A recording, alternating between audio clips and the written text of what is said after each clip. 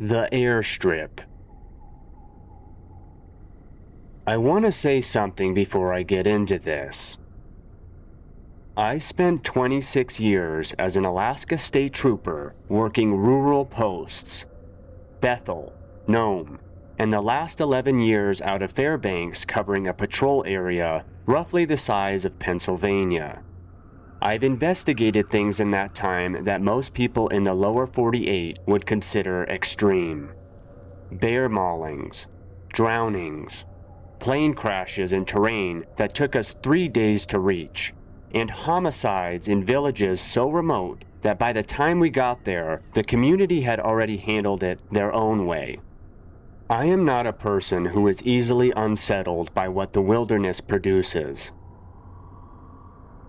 I'm telling you that because I want you to understand what it means when I say that what I found at the Chandeleur Airstrip in October of 2019 is the only thing in 26 years of that work that I have been unable to file into a category I understand. I've been trying to file it for 5 years. The call came in on a Tuesday morning. Pilot reported an aircraft down on a remote gravel airstrip about 60 miles northeast of Coldfoot, a strip I knew, had used myself a handful of times over the years. Small, remote, and carved out of the boreal forest. The kind of strip that exists because it has to, rather than because anyone planned it well. The report was brief. The pilot had spotted what looked like wreckage on approach, aborted his landing, and radioed it in from the air. He didn't land. I noted that when I took the call, and I've thought about it since. Getting to that strip from Fairbanks meant coordinating our own aircraft. A Cessna 185 we kept for exactly this kind of response. I went in with a trooper named Yarborough, who'd been with me for 4 years. Good officer, the kind of person you want beside you when you don't know what you're walking into. We didn't know what we were walking into. On approach, the strip looked normal from the air. The reporting pilot had described wreckage. What I saw on approach was a clear strip. No wreckage visible. No smoke. No obvious disturbance. I noted this to Yarborough, and we discussed whether the reporting pilot had given us the right coordinates. The coordinates were confirmed. We landed anyway. The strip was not normal on the ground. What I'm going to describe I would normally put in a report in a precise sequential order. I'm going to do that here because it's the only way I know how to tell it. First observation. The gravel surface on the strip showed disturbance across approximately 60% of its length. Not the disturbance of a crash. No debris field, no fuel staining, no structural fragments. The disturbance was consistent with something very heavy having moved across the surface. The gravel was displaced in a pattern I did not immediately recognize, and still do not fully recognize when I think about it now. Second observation. The tree line on the eastern side of the strip showed damage at a height inconsistent with any aircraft I could identify. Branches were snapped clean at approximately 25 to 30 feet. Not broken downward the way a wing strike breaks branches. Snapped outward, away from the strip, as if something had pushed through the tree line from the strip side, moving east. Something that was approximately 25 feet tall at the point of contact with the trees. Third observation, and this is the one I've spent the most time with, the gravel displacement pattern. When I stood at the northern end of the strip and looked south, it resolved into something I recognized. Not immediately. It took me probably 4 minutes of standing there looking at it before my brain put it together. It was a track pattern. Bipedal. Enormous stride length. The individual impressions were not clear. Gravel doesn't hold detail the way soft ground does, but the pattern of displacement, the spacing, and the alternating left-right sequence was consistent with bipedal movement at a scale I have no professional framework for. I photographed everything. Yarborough photographed everything too. We measured what we could measure. The stride length between displacement events was consistent at approximately 9 feet. The width of each impression suggested something substantially wider than a human foot. The depth of the gravel displacement suggested a weight I am not going to speculate about because speculation is not something my training encourages. The pattern entered the strip from the western tree line and exited through the eastern tree line at 25 feet. I radioed a report to dispatch. I described what we found in clinical terms. Disturbance to airstrip surface. Tree damage on eastern margin. No aircraft wreckage located. No persons located. No indication of aviation incident. I recommended the strip to be flagged for inspection before further use. That's what the official record shows. What the official record doesn't show is that Yarborough and I stood at the eastern tree line for a very long time looking into the boreal forest beyond, looking at the snapped branches 25 feet up, looking at the pattern of disturbed undergrowth moving east into the timber that was consistent with something very large moving through it in a direction away from us. We didn't go into the timber. I've been a law enforcement officer for 26 years. I've gone into situations most people wouldn't go into because it was the job. That afternoon at the Chandelar Airstrip, I made a decision that I've reviewed many times since from a professional standpoint. I decided the job ended at the tree line. Yarborough never brought it up after that day. I never brought it up. About a year after I retired, I ran into him at a hardware store in Fairbanks. We talked for a few minutes. Families, retirement plans, the usual things. Before we parted ways, he looked at me for a second and said, "You ever figure out what made those tracks?" I said no. He nodded and said, "Me neither." That was the whole conversation. We both understood. The Chandelar Strip is still on the charts, still listed as usable. I don't know if anyone has landed there since that October. I wouldn't.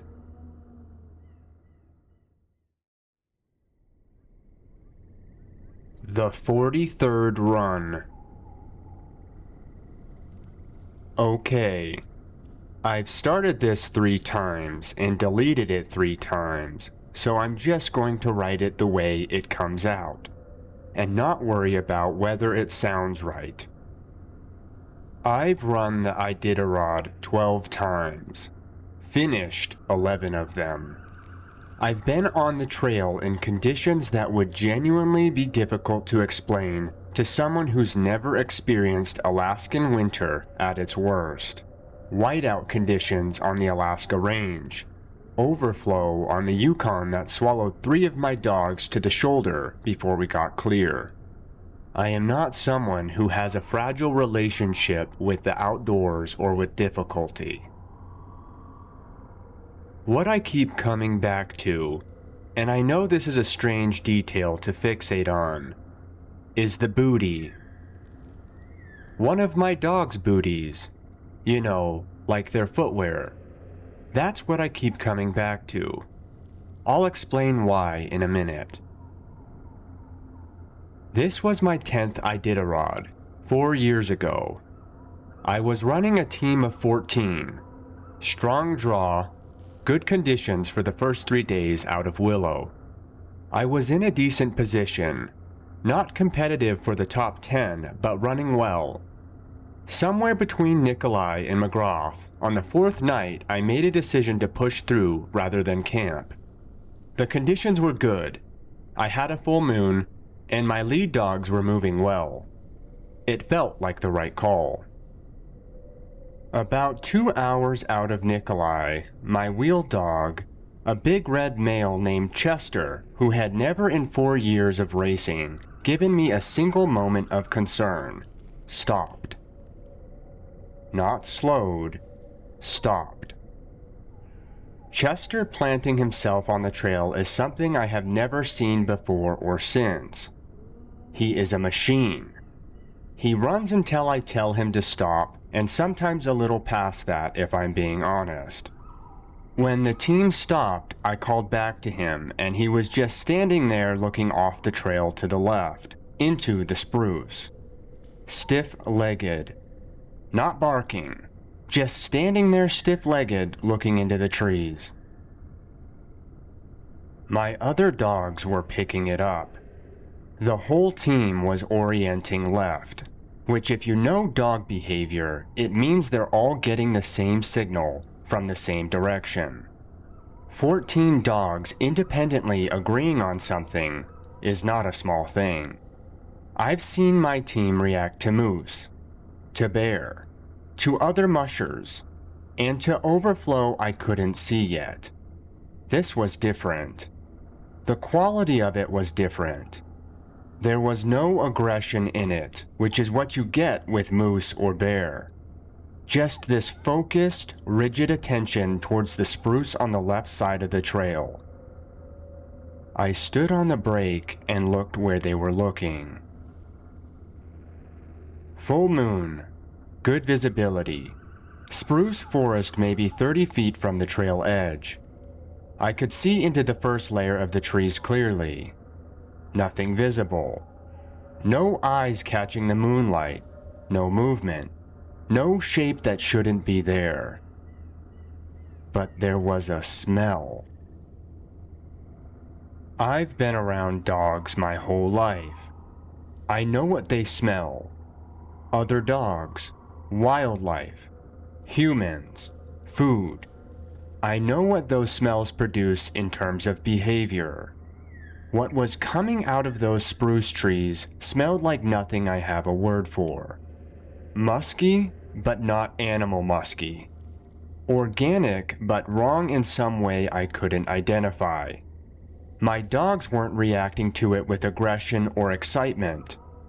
They were reacting to it in the way prey animals react to a predator. That specific kind of stillness that is the opposite of fight or flight. The stillness that says, don't move, don't move, don't move. We stood there for maybe 4 minutes. I know it was approximately 4 minutes because I was watching my GPS and I noted the time when Chester stopped and noted it again when he suddenly broke his stance and looked forward. I knew whatever was in those trees had gone or moved far enough away that he had decided it was over. I called the team up and we moved on. About 100 yards past where we'd stopped, I found the booty. A dog booty, bright orange, the Velcro closure kind, the same brand I use, the same size as what I put on my smaller dogs. It was sitting in the middle of the trail. I hadn't lost a booty. I do booty checks at every rest stop. I am meticulous about booty checks because a lost booty means a vulnerable paw, which means a potential scratch, which means a dog I've spent years training is out of the race. I had checked my team 40 minutes before Chester stopped. All booties present and secured. I checked it again on the spot. all present.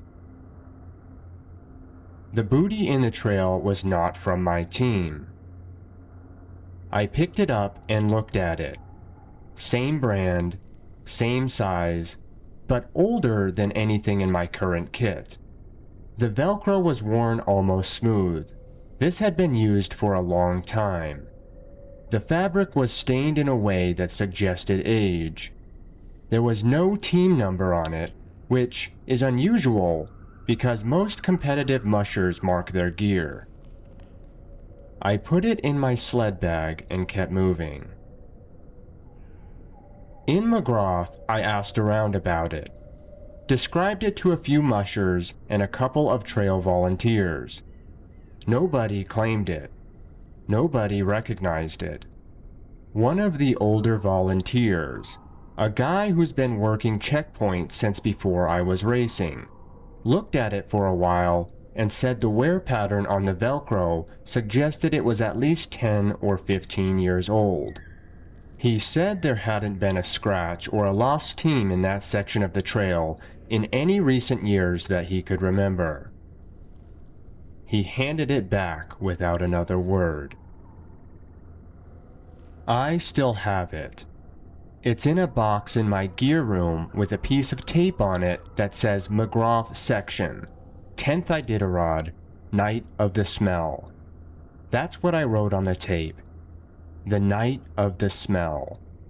Because the booty is strange and I can't explain it, but the smell is what I actually can't get past.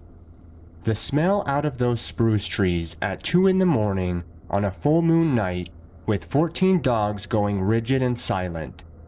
That's the thing I haven't been able to file away. Chester is retired now.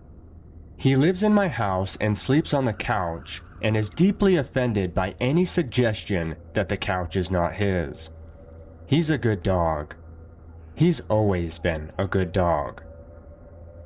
He still goes stiff sometimes when I let him out at night. Just for a second though, looking into the dark at the tree line at the edge of the property.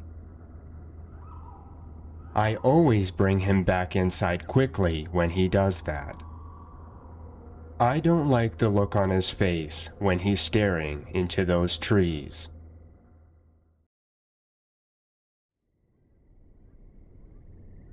The shelf. I'm going to try to tell this without making it sound like more than it was. I'm not sure I can do that, but I'm going to try.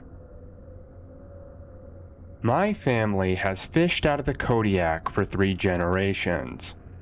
My grandfather ran crab boats. My father ran crab boats. I run crab boats. It's cold, difficult, and it takes people's lives regularly enough that you develop a specific kind of relationship with it. Respect without romance, I suppose. You learn what it does and you work within that. You don't spend a lot of time thinking about what else might be out there, because that kind of thinking doesn't help you on the job. I've heard stories my whole life. If you spend enough time on the water with the same people in close quarters, stories will come out. Things seen at distance, things heard in the fog, things that don't match what the water normally produces. I grew up hearing these, and I grew up filing them under the same category. Tired men, bad visibility, the particular way isolation does things to perception at 3 in the morning. I didn't dismiss the men telling them. I just had a comfortable explanation for what they described. I don't have that explanation anymore. This was 3 seasons ago. Late October, which on the Kodiak Shelf means that the weather that most people would consider genuinely dangerous, we just shrug it off and consider it routine. I was running a 4-man crew. My cousin Darren, 2 seasonal guys named Pete and Will, and myself. We had a decent opener. Holds were about 2/3 full, and I was positioning to make one more set before heading in when the weather started moving faster than the forecast suggested it would. I made the call to pull the gear in and run for Kodiak.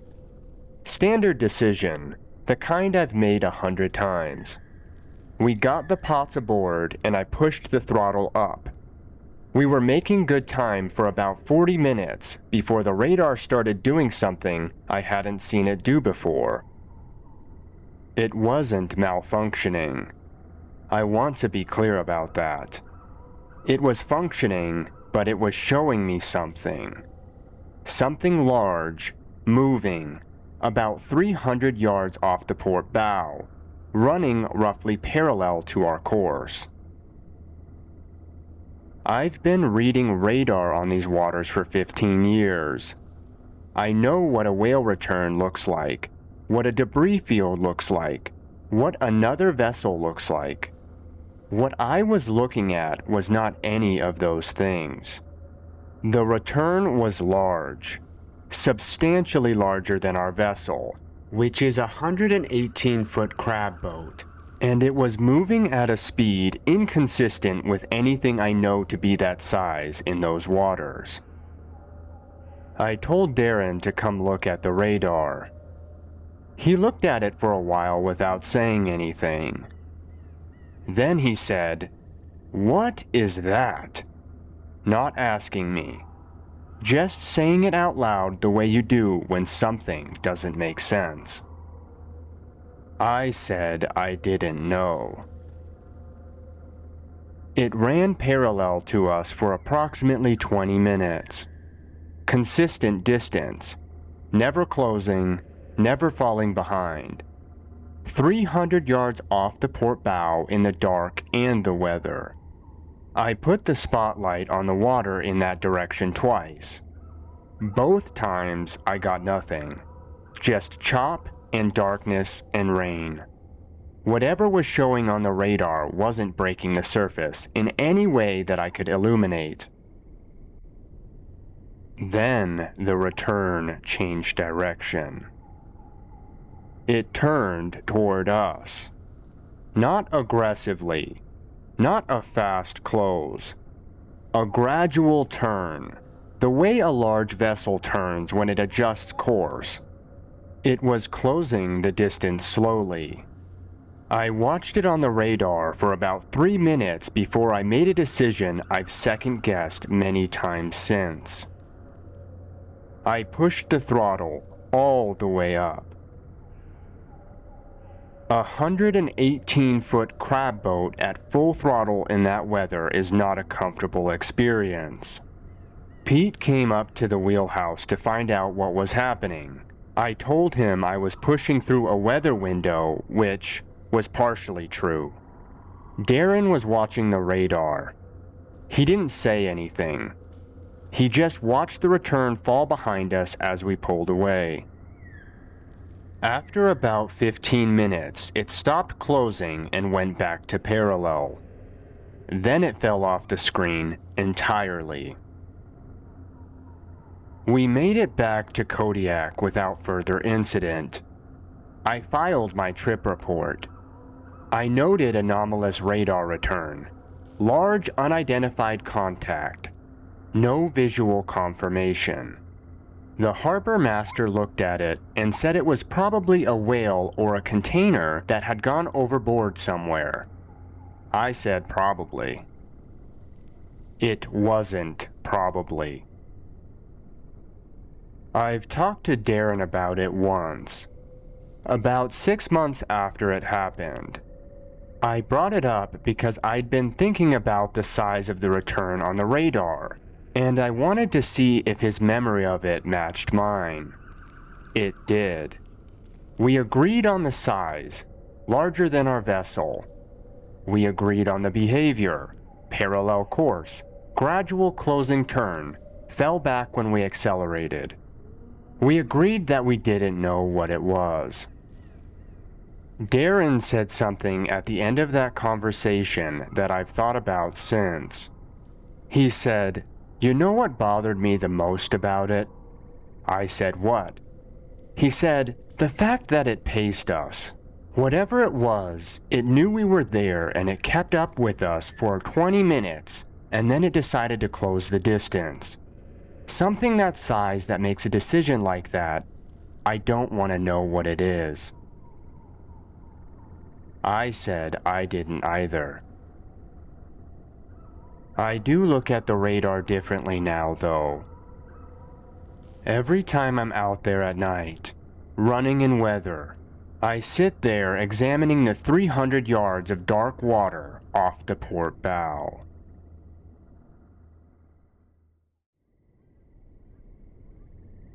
The line. I want to preface this with something that I think is relevant context. I spent 22 years as a wildlife biologist before I retired and took up trapping full-time. My research focus was large mammal behavior in interior Alaska, primarily wolves and bears, with some caribou work in my earlier years.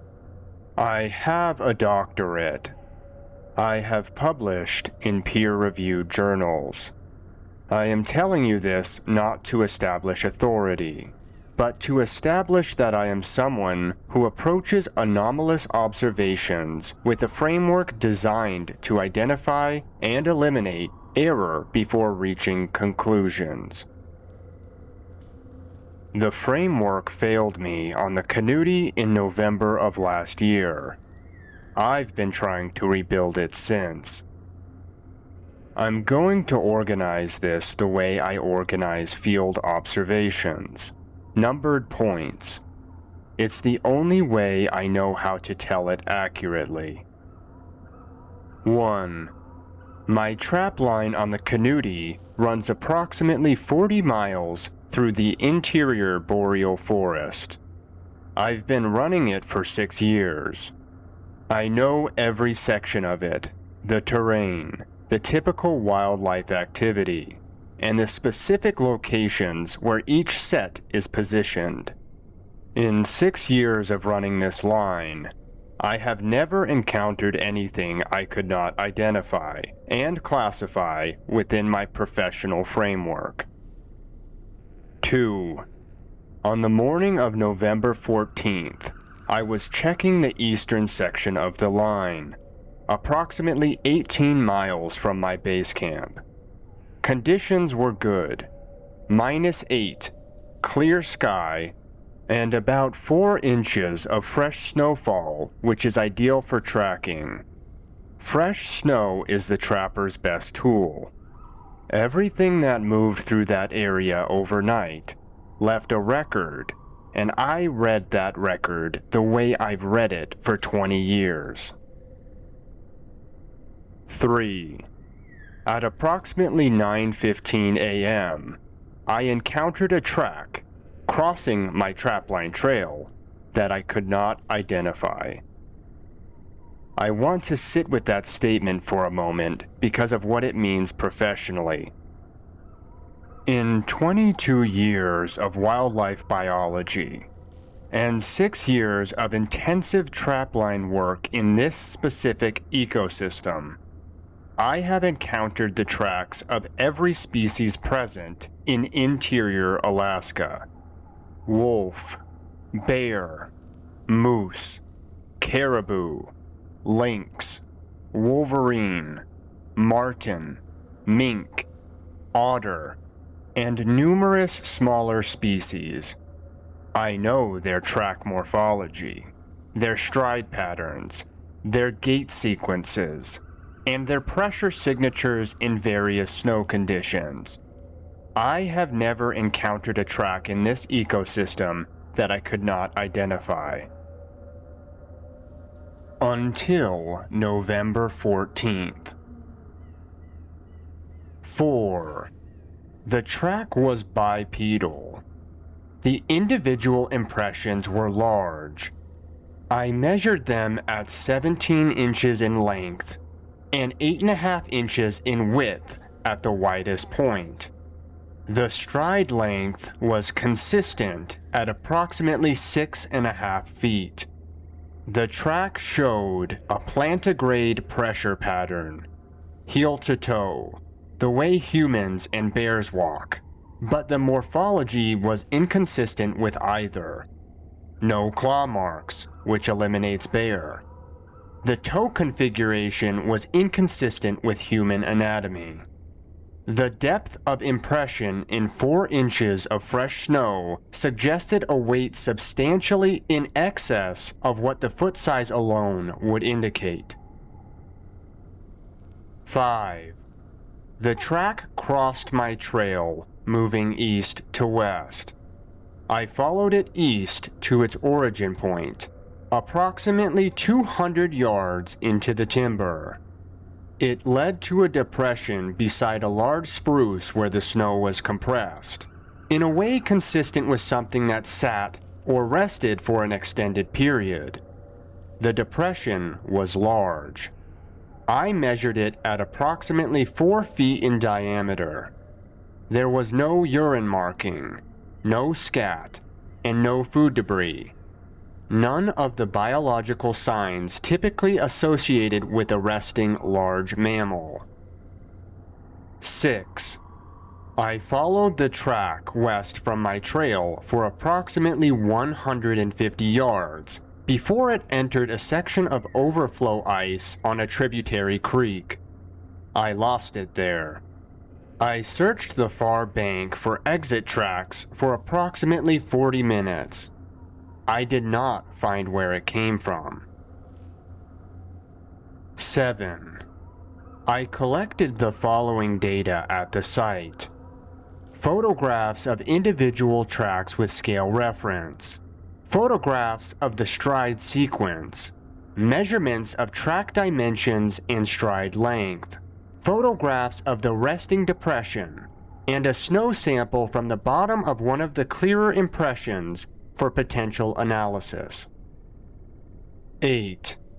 I have shared this data with 2 colleagues, both wildlife biologists with combined experience exceeding 50 years.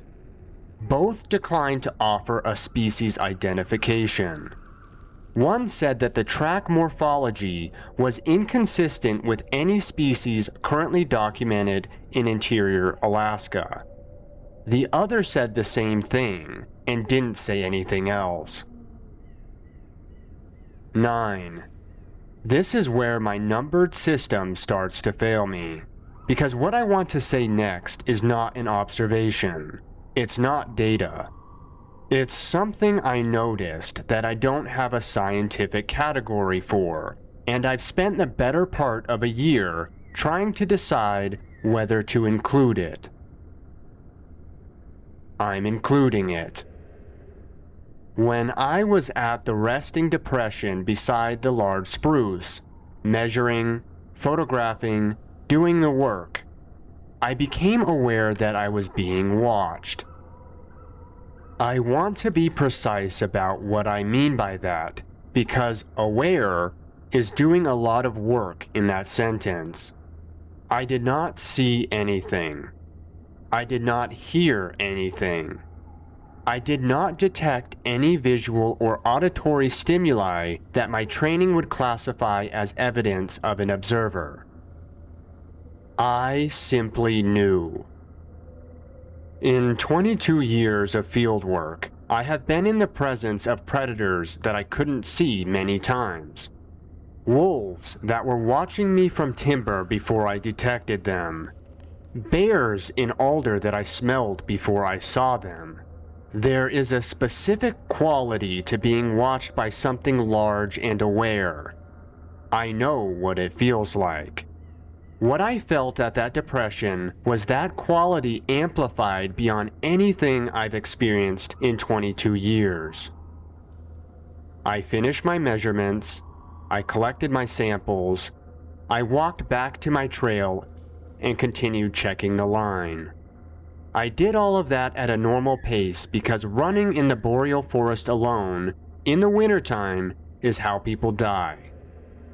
I was not going to give whatever was watching me the satisfaction of seeing me run. 10. I have continued running this trap line. I have not relocated my sets or altered my route. I am not willing to fork over ground I've worked for 6 years to something I can't identify. That's a professional position, and also, I'll admit, a personal one. I have not found that track pattern again in the months since. I check for it every time I run the eastern section. Fresh snow, the right conditions, I look. 11. I'm not sure whether I'm hoping to find it or hoping not to. I haven't resolved that yet.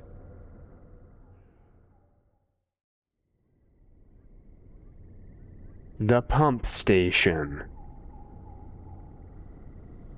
I've been reading posts on here for about 4 months.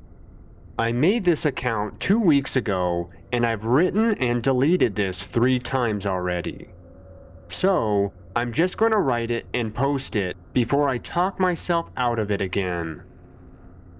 I don't really know how to start. I'll just start from the beginning, I guess. I work pipeline maintenance on the Trans-Alaska Pipeline. I'm not going to say exactly where my posting is, because honestly, I don't want my employer to find this, and also, I don't know. I just don't want to be too specific. I'm from Dayton, Ohio originally. I came up here 2 years ago because the money was good and I thought it would be an adventure. It has been an adventure, not always the kind I was expecting though. The pipeline runs through some pretty remote country. Like genuinely remote. Not like camping remote, more like if something happened to you out here, it would be a real problem remote. I knew that coming in, and I had done some outdoor stuff back home. Hunting with my dad, some camping, nothing too serious. But Alaska remote is a different thing. I understood that pretty quickly. I'm saying all of this because I want you to understand that I'm not someone who comes from a background of being scared of the outdoors. I'm also not someone with a lot of experience with whatever I'm about to describe. I don't have a framework for it. I've been looking for one for about 6 months. So, there are pump stations along the pipeline. I work maintenance at one of them. I won't say which one. The station itself is staffed and lit, and there's always people around during the day. At night, the skeleton crew is smaller, usually 3 or 4 people. And there are sections of the facility and the adjacent pipeline corridor that you're checking mostly alone on rotating patrol. I drew the late patrol rotation about 6 months ago. Midnight to 6. It's not my favorite rotation, but you rotate through and you do it. The patrol covers the station perimeter and about 1.5 miles of pipeline corridor in each direction. In the summer, that's fine. Alaska summer nights are light. In winter, however, you're doing it in complete darkness and temperatures that I have learned to have significant respect for. It was February. Maybe -30. I don't remember exactly. It was in that range. I was doing the northern corridor check, the 1.5 mile stretch going north from the station. I had done this patrol maybe 50 times by that point. I knew the corridor, I knew what was out there, and I knew how long it took. 40 minutes out and 40 minutes back. Nothing complicated. About 1 mile out, I heard something moving in the timber on the east side of the corridor. Okay, so here's where I need to be careful about how I describe this because I don't want to sound like I'm exaggerating. I've heard wildlife in that corridor before. Moose, mostly. A wolf twice that I know of. You get used to what those sound like. This was bigger than any of those. Not louder necessarily, just heavier. The sound of something that heavy moving through the woods is different from smaller animals, and this was that, but more. Does that make sense? Probably not, but I'm not sure how else to say it. I stopped walking and pointed my light toward the east side. The corridor is maybe 40 feet wide with the pipeline running down the center, so the timber on both sides is pretty close. My light hit the first few trees, and then got swallowed by the dark further back. The sound stopped when I stopped. That's the first thing that made me feel wrong about it. Animals don't typically stop moving because you stop moving. They stop because of something you did. A sound you made, a scent they caught. I hadn't made a sound, and the wind was going the wrong direction for scent. I stood there for probably 2 minutes with my light on the woods. Nothing. I started walking again. It started moving again. I stopped.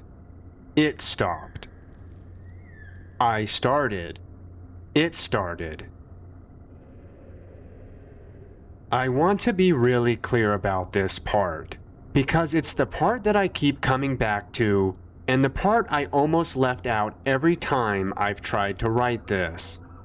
It wasn't following me the way an animal follows you when it's curious or hunting. The timing was too precise. I would take a step, and it would take a step. I would stop, and it would stop. Not with a delay, immediately. Like it was watching me on purpose. Like it wanted me to know it was there, and it wanted me to know it was keeping pace. I did the stupidest possible thing, which is I kept doing the patrol. I know how that sounds. But I'd already talked myself into an animal explanation. A big moose, curious wolf, or something that was tracking me out of interest. I was not going to be the guy who called in, saying that he'd abandon a patrol because he heard something scary in the woods. So I kept going to the end of the corridor, and I turned around, and I came back. It paced me the entire 1.5 miles out, including the entire 1.5 miles back. 3 miles, in minus 30-degree temperatures, in boreal timber that close to the corridor, moving on my exact schedule the entire time. I never saw it. I pointed my light into those trees probably 15 times on the way out and back, and I never saw eyes. Never saw movement. Never saw anything. Just sound. Sound that started when I started and stopped when I stopped. For 3 miles in the dark. I got back to the station. I wrote in my patrol log, nothing unusual to report. I've written that same thing after every late patrol since. It's happened 4 more times since February. Not every patrol, maybe 1 in 6. Always the northern corridor. Always the east timber side, always the same. Starts when I start, stops when I stop. The whole length of the corridor. I've told one person, a guy on my crew named Brantley who's been up here 8 years. I thought he'd think I was losing it. He listened to the whole thing, and then he was quiet for a moment, and then he said, "Don't do the Northern Corridor alone anymore." I asked him why. He said, "Because whatever that is, it's been out there longer than the pipeline has, and it's patient, and it's learning your schedule." I do the Northern Corridor with a partner now. I don't care what the rotation says. I haven't heard it since I started doing that. I don't know if that's because it's gone, or because it's waiting.